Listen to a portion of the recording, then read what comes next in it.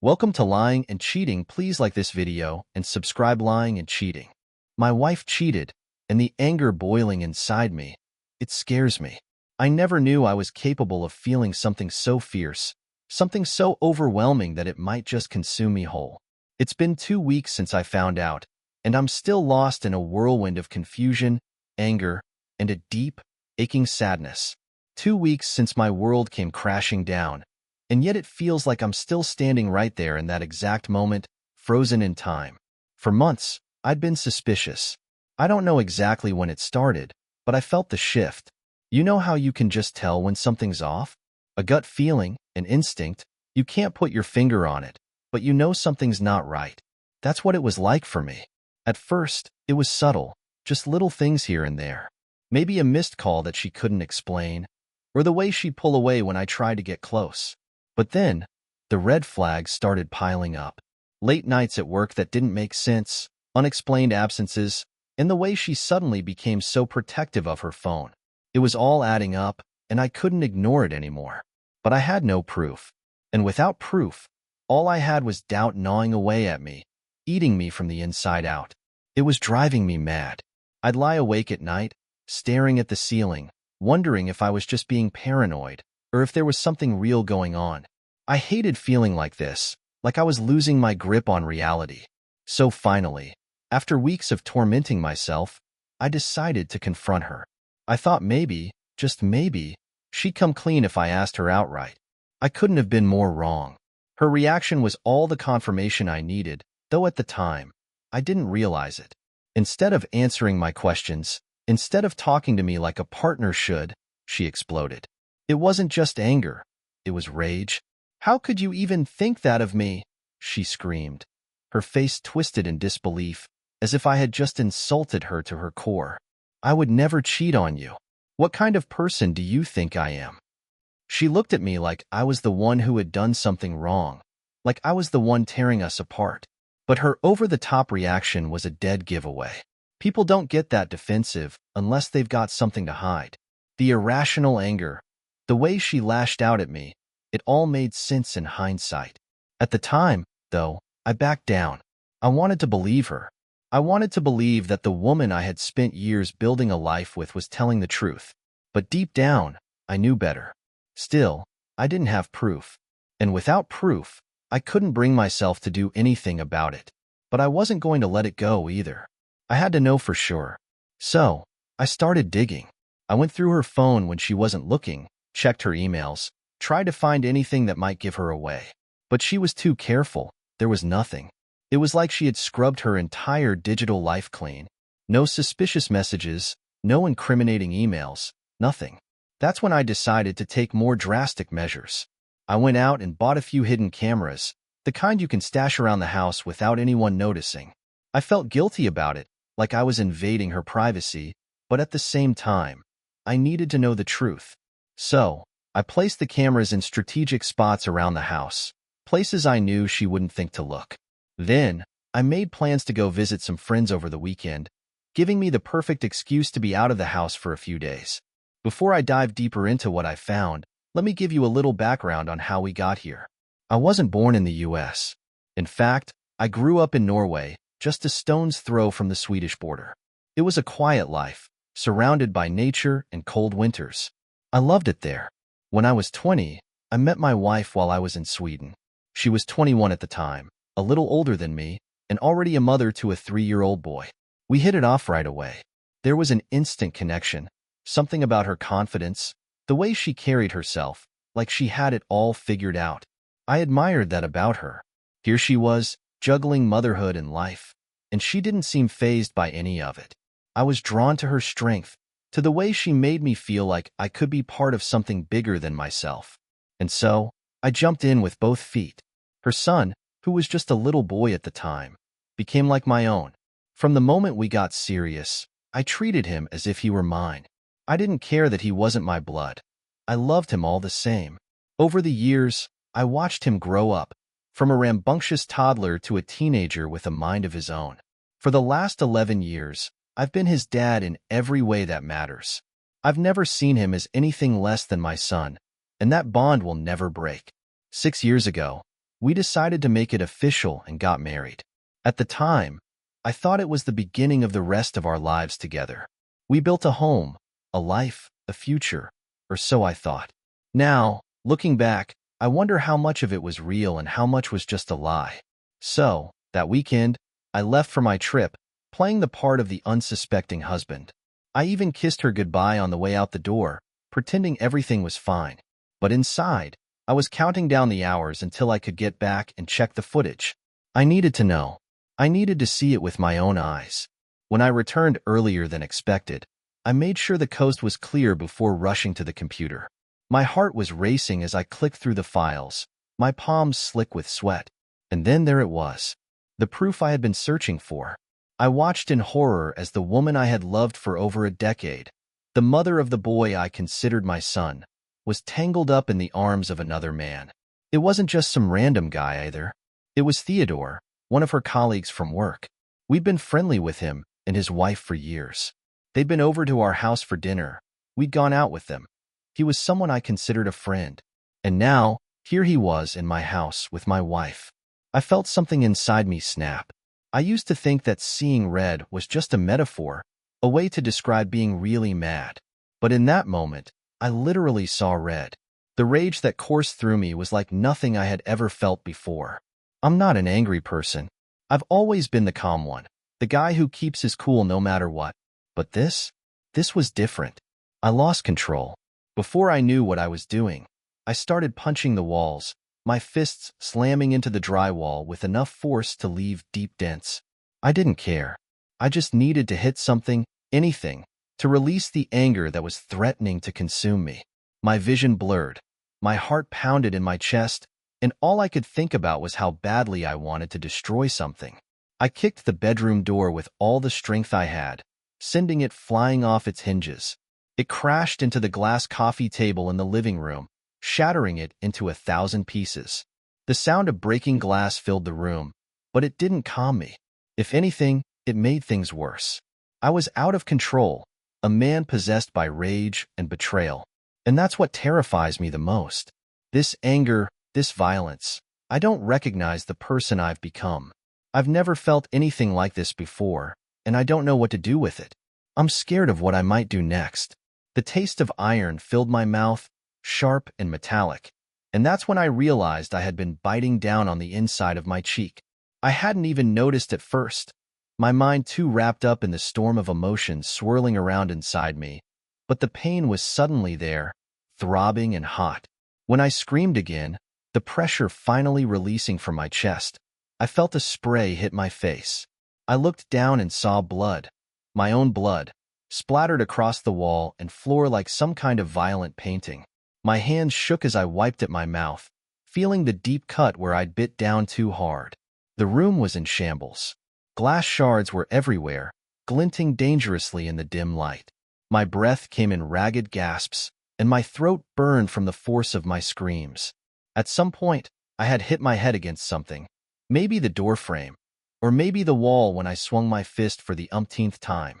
I couldn't be sure, but that sharp, ringing pain in my skull was enough to snap me back to reality, to bring me down from the all-consuming rage that had swallowed me whole just moments before. I stood there, looking at the carnage I had created. The walls were dented, the door was barely hanging on its hinges, and the glass coffee table was nothing more than a pile of fragments scattered across the living room floor. The chaos of it all mirrored exactly how I felt inside.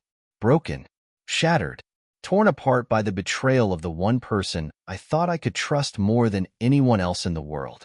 And suddenly, it hit me. If my wife had walked in at that moment, I don't know what I would have done. The thought chilled me to the bone. In my state of mind, I might have done something I couldn't take back. I wasn't a violent man, but in that moment, I was someone else. Someone darker. Had she walked through that door, I don't think I could have controlled myself. The best-case scenario? I would have ended up in jail for domestic violence. The worst-case scenario? I could have killed her. That thought alone was enough to make my stomach turn. I had to get out of there. Now, my hands were trembling as I stumbled through the wreckage of our home, grabbing whatever essentials I could think of. Clothes, toiletries, nothing mattered except getting out as quickly as possible. I tossed random things into a suitcase, barely registering what I was doing. My mind was on autopilot, focused solely on escape. But there was one thing I couldn't leave behind: my laptop. I work in simulation and modeling, and my entire career depends on that custom-built machine. I couldn't afford to lose it, even in the midst of all this chaos. As I zipped up my bag, I felt a surge of anger rise up in me again. But this time it was more focused, more deliberate. I wasn't going to just leave quietly. No, someone else needed to know about what had happened. Someone who deserved to know just as much as I did. Theodor's wife. I sat down at my computer, my fingers flying across the keyboard as I attached the damning footage to an email. I didn't bother writing much in the message. What was there to say? The video spoke for itself. All I wrote was, "Your husband is cheating with my wife," and hit send. For a brief moment, I felt a twisted sense of satisfaction. Let him deal with the fallout now. Let him watch his own life crumble the way mine just had. I couldn't stay in the apartment a second longer. The walls felt like they were closing in on me, the wreckage a constant reminder of what I had just witnessed. I needed air, space, anything but this suffocating mess.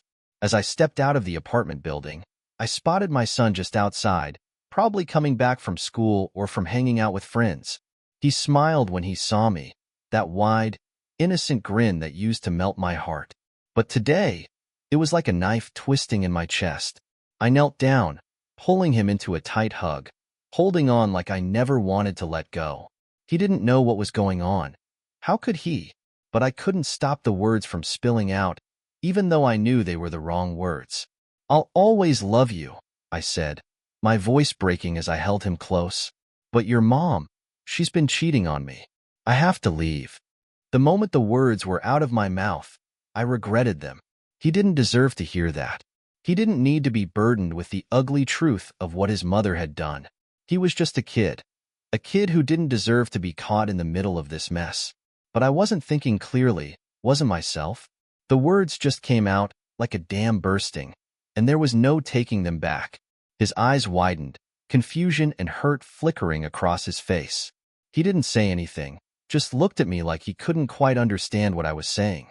I hated myself for putting that look on his face, for breaking his world apart just as mine had been shattered. But there was no time to dwell on it. I had to get out of there before things got worse. I kissed him on the forehead, told him I loved him again, and then turned and walked away. I didn't look back, couldn't bear to see the devastation I had caused. But as I reached the car, I felt my phone buzz in my pocket. My heart sank, thinking it might be my wife, maybe already knowing what I had found out, maybe ready to explain or lie some more. But it wasn't her. It was Theodor's wife. I hesitated for a moment, my finger hovering over the screen. Did I really want to open this? Did I really want to know what she had to say? Finally, curiosity won out, and I unlocked the phone. Her message was short, but it hit me like a punch to the gut. "I've known for a while. I'm sorry." I stared at the screen, my mind reeling. She knew? She had known this whole time, and she hadn't said anything? My anger flared up again, but this time it was mixed with something else, something darker. I thought I was the only one betrayed in this mess, but she had been living with this knowledge for who knows how long. She had been silent, complicit in their affair. I didn't know what to do with that information. I didn't even know how to process it. So, I did the only thing I could think of. I got in the car and drove. I didn't have a destination in mind, but my first instinct was to head to Norway, to go back to the place I grew up, where I could be with family. Maybe they could help me make sense of all this. Maybe I could find some kind of peace there, away from the madness that my life had become. But as I reached the border, I ran into yet another roadblock. COVID restrictions.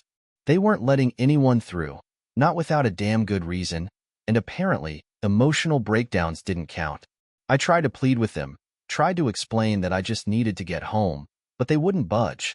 So, there I was, stranded at the border, with nowhere to go and no idea what to do next. I've been holed up in this cheap Airbnb for what feels like an eternity. The days blur together, and I've lost track of time. It's been at least a week, maybe two. I've been going through the motions, working remotely, trying to distract myself with spreadsheets and simulations, but I'm like a zombie, just shuffling through life without really being there. My body is present, but my mind, it's stuck back in that apartment, replaying everything over and over like some kind of cruel, never-ending loop. I haven't spoken to my wife. Not once. I can't. I won't. I've seen the messages, hundreds of them, flooding my phone every day, but I refuse to open them. She's tried calling too, of course, and so has her family. I guess they all want their piece of the story, their chance to convince me this isn't as bad as it seems. But it is. It's worse. So I've ignored them, every last one. The only person I've responded to is my son. He's been asking questions, and I've tried to be as honest as I can with him. He's smart, you know? Smarter than most kids his age. He knows something's wrong, and I can't lie to him. But what am I supposed to say? I don't know what's going to happen next, kid. That's all I've been able to tell him, apart from the fact that a divorce is inevitable. That word, divorce, it feels so final, like a cliff I'm standing on the edge of, waiting to fall. But at least it's clear. It's the only thing I know for sure. Everything else is a fog of uncertainty. I've been searching for a good lawyer, someone who can make this whole mess a little easier to navigate. But that's been hard too. Every time I sit down to do some research, I end up staring at the screen, paralyzed. And then the notifications start again. Her messages, her family's messages, popping up like a swarm of flies I can't swat away. My phone is a minefield I don't want to touch. The only people on my side who know about all this are my parents. I haven't told anyone else, and honestly, I don't want to. All my friends are mutual friends with her, and I can't trust them to take my side, or even to stay neutral. I can't bear the thought of explaining everything, watching their faces twist with sympathy or worse, pity. No thanks. I'll keep my distance for now. But the rage, God, the rage is still there, boiling underneath the surface, threatening to explode at any second. I'm scared of myself, scared that if I see her, or even hear her voice, I'll lose it completely. I keep thinking about that moment in the apartment, how close I came to doing something I'd never be able to undo. I don't trust myself around her. Not yet. And then there's my son. I don't want to lose him. He's the only thing that's kept me grounded, the only reason I haven't completely spiraled. But I have no idea how to even begin to navigate that part of this mess. What kind of custody arrangement are we looking at? How much time will I get with him? Will he resent me for walking out on his mom, even if she's the one who broke our family apart? These are the questions that haunt me, but I don't have any answers. The anger is eating me alive, and I don't know how to get past it. Every time I try to calm down, I picture her with him, with Theodor, and it all comes rushing back. The betrayal, the humiliation, the rage. I can't trust myself to respond to her, not yet. If I did, it wouldn't be pretty. I wouldn't be rational. I wouldn't be calm. And I can't afford to lose control again. Not like that. So here I am, writing this all down, hoping maybe it'll help. Hoping that getting it out of my head and onto the page will somehow make the anger less intense, the pain less sharp. But so far, it's made no difference. None at all. And then, just when I think things can't get worse, the knock comes. A sharp rap on the door, like the sound of a gavel pounding in my mind. I freeze, my heart thudding in my chest. Who the hell could it be? No one knows I'm here except my parents, and they wouldn't just show up unannounced. I move toward the door, my breath shallow, the weight of the last few weeks pressing down on me. I'm half expecting to see my wife on the other side. Maybe her with some desperate plea for forgiveness or explanation. But when I pull the door open, it's not her. It's Theodor. For a moment, I'm speechless. There he is, standing in front of me, looking far more composed than any man who's been caught sleeping with someone else's wife should.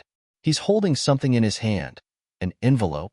I don't even register what it is at first because all I can see is him, the man who destroyed my life. I want to punch him, to grab him by the collar and throw him against the wall, but something about his expression stops me. There's no smugness, no defiance. In fact, he looks afraid. And that's when I notice the tremor in his hand as he holds out the envelope toward me. "I need you to read this," he says, his voice low, barely above a whisper. "It's not what you think." I don't take it right away. My mind is reeling, trying to process what he's saying. Not what I think. What kind of bullshit is that? But the look in his eyes, there's something there that makes me pause. Reluctantly, I reach out and take the envelope, though every fiber of my being is telling me to throw it back in his face. Theodor steps back, shoving his hands into his pockets, looking like a man on the edge of something terrible. "I'm sorry," he mutters, his voice breaking just slightly. Then, without another word, he turns and walks away. I stare at the envelope, my hands shaking. What the hell is this? Part of me wants to tear it open right then and there, but another part of me is terrified of what's inside. Slowly, I walk back into the Airbnb, closing the door behind me. I sit down at the small kitchen table, the envelope still clutched in my hand like a ticking time bomb. I tear it open, my heart pounding in my ears. Inside is a letter, handwritten, not typed. The handwriting is neat, deliberate. It's not from Theodor. It's from my wife. My vision blurs as I start to read, the words swimming in front of me. And then, I freeze. I never meant for you to find out this way. But there's something you need to know. Theodor isn't who you think he is. And the affair? It wasn't real. It was staged, for your safety. My head spins as I read the rest of the letter, each word more shocking than the last. According to my wife, Theodor was involved in something dangerous, something that put our family at risk. The affair was a cover, a distraction, to keep me out of harm's way. She had been protecting me, protecting our son. And now, everything I thought I knew about my life, about her betrayal, has been flipped upside down. I sit there, the letter trembling in my hands, my mind racing. Is it true? Could this really have been some elaborate scheme to keep me safe? Or is this just another lie, another manipulation to keep me from walking away? I don't know what to believe anymore. But one thing is clear. I can't walk away now. Not until I get to the bottom of this. Thanks for watching my story. I recommend checking out one of my past stories. Subscribe to the channel and give it a like.